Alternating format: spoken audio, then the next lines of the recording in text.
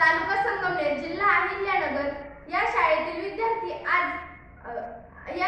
विद्यार्थी विकसित भारत या स्पर्धेतील समृद्ध भारत या विषयाअंतर्गत इयत्ता 6वी ते इयत्ता 8वी या गटातून सहभागी होऊन गणिताचे उपकरण बनवलेले आहे। तर आमच्या उपकरणात 3 मुद्दे तुमचे स्पष्ट होणार आहेत। पहिला मुद्दा म्हणजे त्रिमितीय वस्तूंचे घनफळ कसे आले आहे आणि दुसरा मुद्दा म्हणजे त्रिमितीय वस्तूंमध्ये चिती वस्तूची या प्रकारात त्यांच्या घनफळाचा सहसंबंध कसा आहे आणि तिसरा आणि नाविन्यपूर्ण घटक म्हणजे गोलाचे घनफळ कसे आले आहे। तर प्रथम मुद्दा, ही एक द्विमितीय वस्तू आहे आणि या वर्तुळाकार वस्तूचे आपण जर क्षेत्रफळ 10 सेंटीमीटर धरले तर तशा 9 वस्तू आपण एकावर एक ठेवूया आणि त्याची उंची वाढवूया।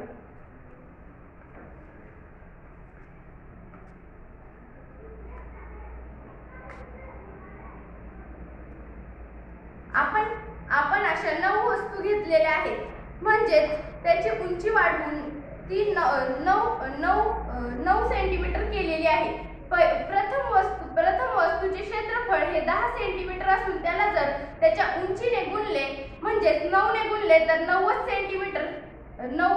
घन सेंटीमीटर हे त्याचे घनफळ येते। तर अशा प्रकारात हा एक सिलेंडर आहे। तर याचा पृष्ठभाग हा वर्तुळाकार आहे आणि याचा पाया हा वर्तुळाकार आहे आणि याची उंची याच्या पायाच्या क्षेत्रफळाला जर उंचीने गुणले तर सिलेंडरचे घनफळ येते। तर त्याचे सूत्र हे आपण समोर लिहिलेले आहे। आता आम्ही असा विचार केला, हा कोन घेतला आणि ह्या दोघांची उंची ही सारखी आहे आणि त्यांचा बेसही सारखा आहे। मग आम्ही हे असे कोन रांगोळीने भरले तर किती कोन यात बसतात असा विचार केला तर असे 3 कोन यात बसतात।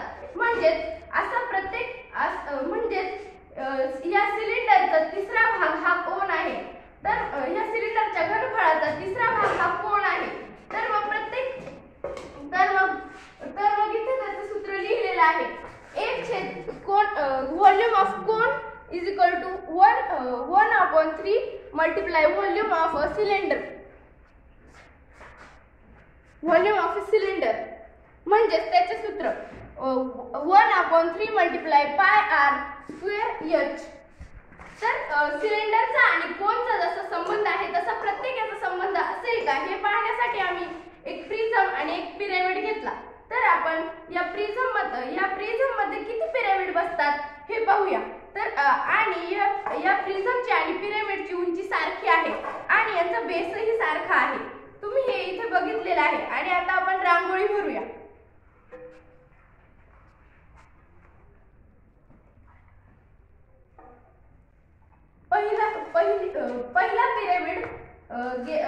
पहिला रांगोळीने भरलेला पिरॅमिड ओतलेला आहे, दुसराही ओतलेला आहे।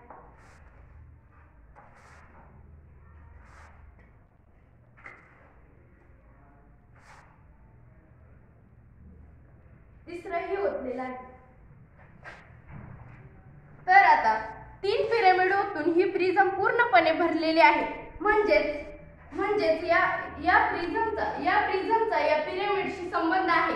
तर काय, तर ही प्रिझम या पिरॅमिडच्या हा पिरॅमिड या प्रिझमच्या 1/3 पट आहे। तर असा संबंध या प्रत्येक प्रकारात आम्ही करून पाहिलेला आहे।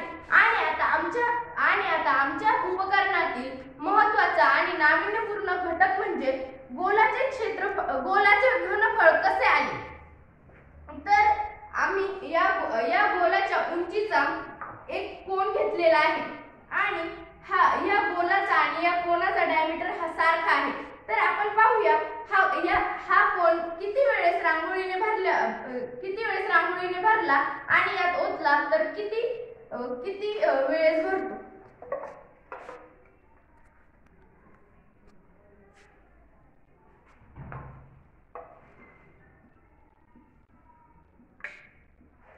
तर आपण हा कोन दोनदा रांगोळीने भरून या गोलात ओतलेला आहे. तर हा गोल काठोकाठ भरलेला आहे, म्हणजेच हा गोल कोणाच्या घनफळाच्या दुप्पट आहे. तर त्याचे सूत्र आपण पुढील प्रकारे अभ्यासू.